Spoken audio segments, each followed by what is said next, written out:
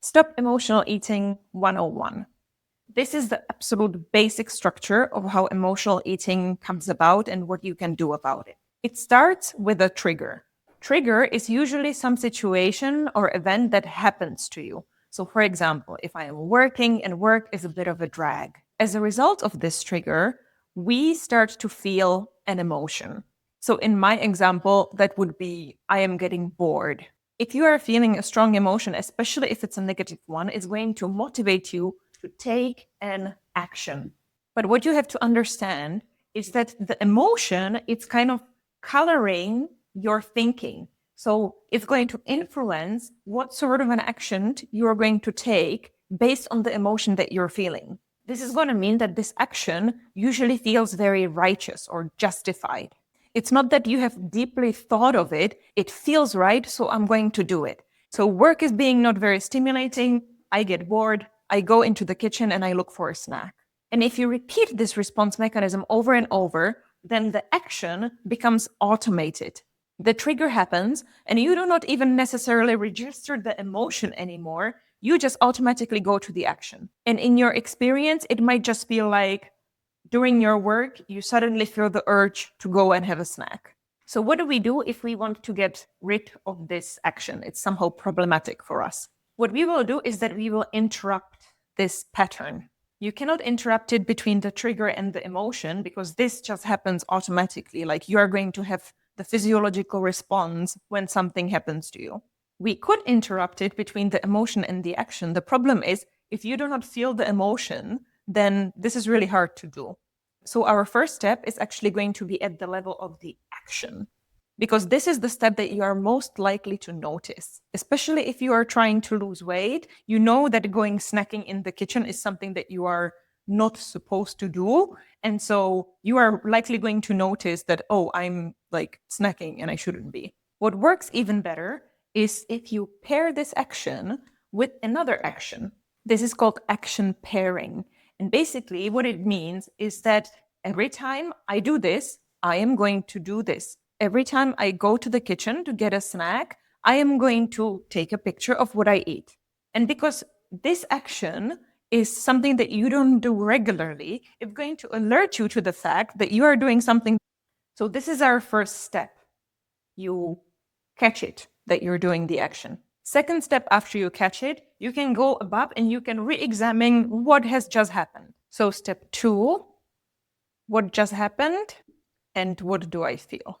Once you identify this, you identify what the trigger was and what was the resulting emotion, you can go to step 3, which is processing the emotion.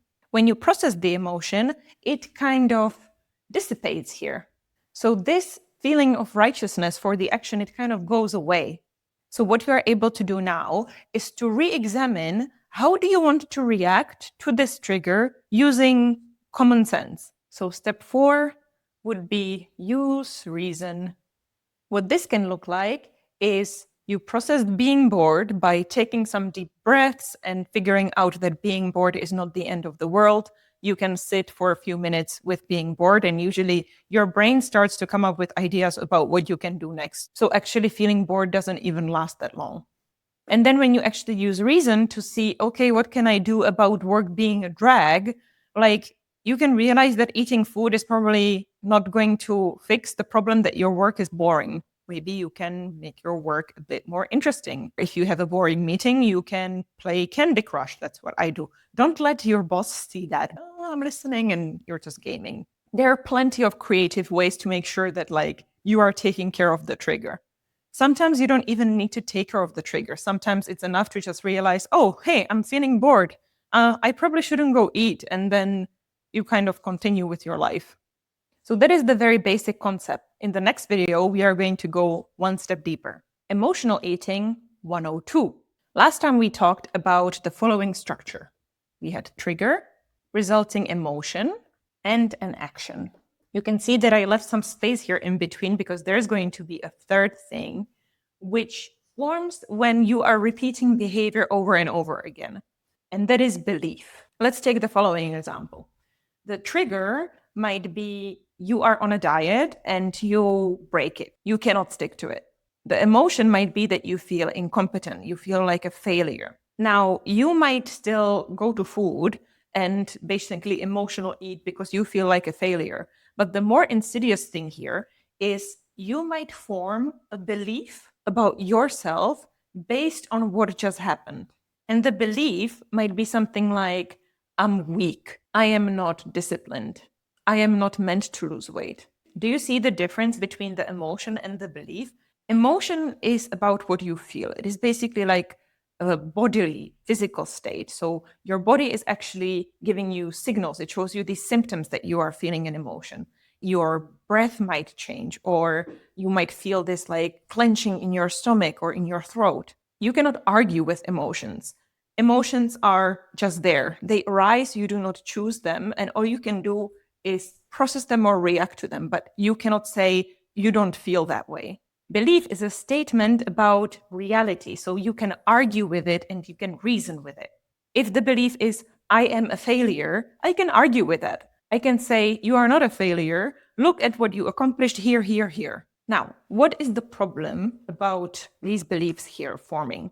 Obviously, if you make beliefs based on emotion, then the emotion is coloring the belief. It feels righteous. It feels justified. The problem, just because it feels right, doesn't necessarily mean that it is right. But just because it feels so right makes the belief really hard to argue with, because you are not going to be arguing from a place of reason. You are going to be arguing from a place of emotion. You have this emotional energy backing up your belief. You can see this all the time if you challenge people on their beliefs, and because they have this emotion about, well, I don't want to be wrong behind it, and it's really uncomfortable to be wrong, they are going to defend the belief even if they no longer necessarily believe in it. Once you get beliefs about who you are as a person and they are tied to your identity, what is going to happen is it is not only going to influence this one action that is connected to this one trigger, it is going to spill over into other actions. Because once you say, I am a weak person, I am a failure, it's not only going to affect how you react to failing a diet, it's also going to affect how you approach learning a new skill or entering a competition or arguing for a promotion at work. It all connects at the level of your identity. If you believe I am a failure, I am not only going to fail at my diet, I'm going to fail at many other things. And that is what's so damaging about this. The process to undo this is basically the same as if we have just like trigger emotion action. It just has this middle step that we also need to address this belief. So we are going to do the same thing as emotional eating 101, which is we are going to use another action here to pair with, so that we catch this behavior and we are like, okay, we didn't want to be doing this. Why are we doing this? We are kind of catching it, and it alerts us that there is something here at the top that we should be paying attention to. You know my universal pairing action, which is taking pictures of your food. I think that is the simplest, works the best. I take a picture of my food. I realize that I'm not hungry and I probably don't want to eat it. And then I go and I explore, okay, what was the trigger? What was the emotion? What is the belief that I'm acting upon?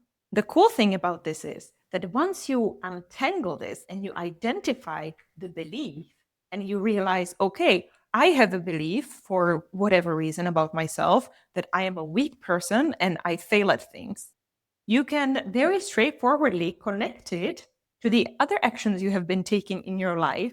And once you dismantle this belief, it not only is going to help you get rid of this unhelpful action, but it's also going to address all of the other stuff that you have been doing based on that belief in your life. So it's going to improve your life in general.